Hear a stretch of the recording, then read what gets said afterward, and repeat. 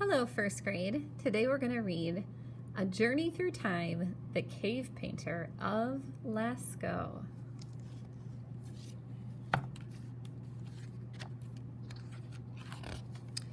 By Roberta Angeletti.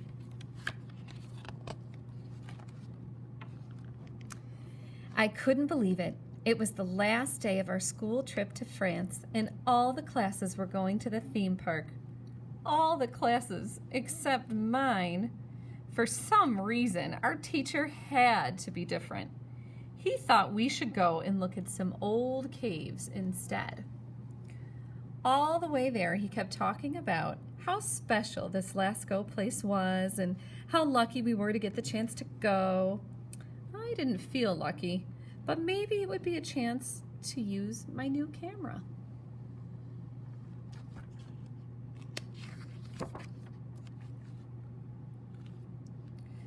As soon as we got there, everyone jumped off the bus and ran into the caves. I was last. "Anna, come on," someone called. The class were all waving their flashlights around, pointing at the walls and shouting. What were they looking at? It was so dark, I couldn't even see the end of my nose.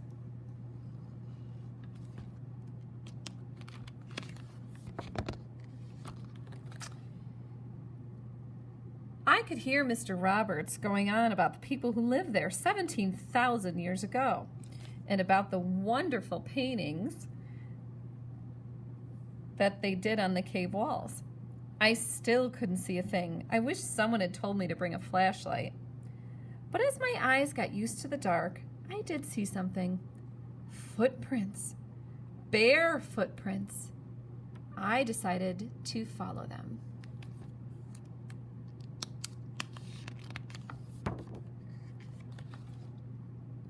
Suddenly, everything lit up. The flash on my camera had gone off on its own. For a split second, I saw that all the walls around me were covered with pictures of big, hairy animals. There were cattle, deer, goats, horses, and lots of others I didn't recognize. What fantastic colors! I was amazed. How did people make such wonderful pictures so long ago?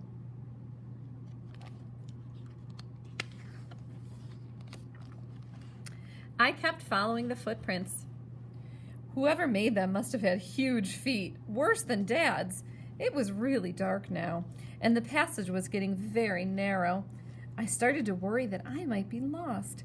The only way to go forward was to feel my way along the walls. The rocks felt like they were full of grooves or cuts or something. Had Mr. Roberts said something about how the cavemen made drawings in wet clay with their fingers? He'd been talking about it on the bus, but I wasn't really listening. Suddenly, the flash went off again. Now I could see more drawings, herds of wonderful animals running across the walls. And I caught a glimpse of something else too, a movement behind the rocks.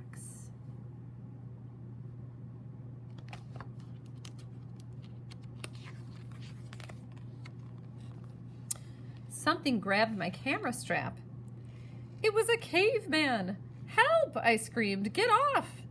"Sorry," said the caveman. "I didn't mean to frighten you. I just wanted to stop you from tripping over that rock."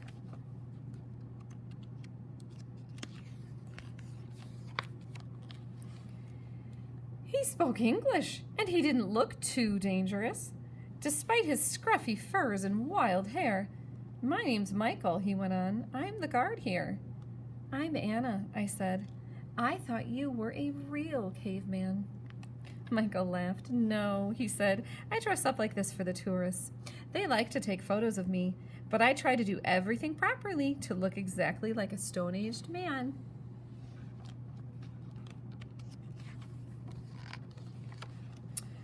"Well, you didn't do a very good job," boomed a loud voice. "Doesn't anyone in your clan know how to sew?" Standing at the cave entrance was a tall man wearing a suit made of animal skins. I thought he must be another guard, but Michael didn't seem to know him. In fact, he looked terrified. The man looked at me. And I hope you're not listening to this dressed-up caveman, he went on. His ideas about the Stone Age are a bit mixed up. Quick, come with me. I don't know who that is, but he could be dangerous. Michael grabbed my hand and started dragging me off down the tunnel, but the loud voice followed us. Hey, where do you think you're going? Come back here.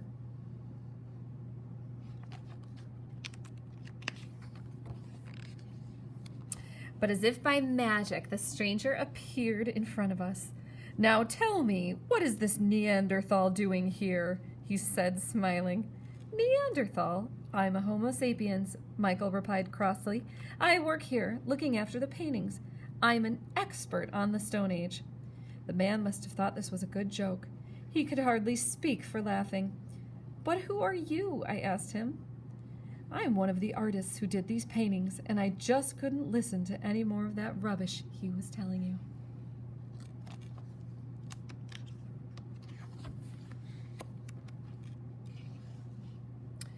You don't know anything, he turned to Michael again. We didn't live in these caves. Look around you.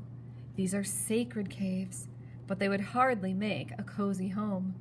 No, we lived in camps, whole families together. We go hunting together, and we share what we catch. As you can see, he pointed to his necklace.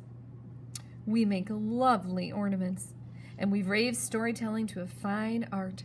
We don't go without a thing. Michael made a face. You're right, he said sadly. I don't know anything, do I? But I do my best to look after your paintings. Yes, said the man kindly, putting his arm around Michael's shoulder.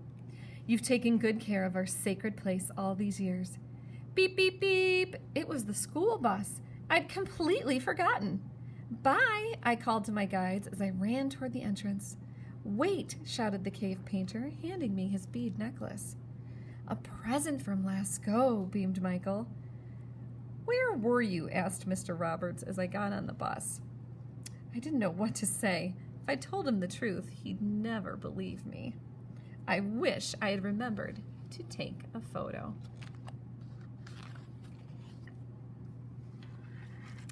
This is a map of the Cave of Lascaux. Shows you where some of the different famous paintings are, and you can definitely go back and look at the tour of the Lascaux cave and check out more of those awesome animals, and carvings, and artwork. This talks a little bit about what the cave painter of Lascaux mentioned in the story, how they lived in camps. They shared what they caught and hunted, and they worked together. The caves were special places for their art.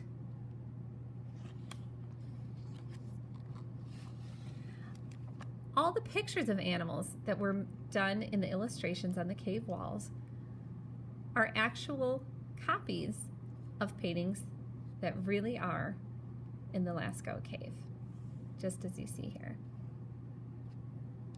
Thanks for listening.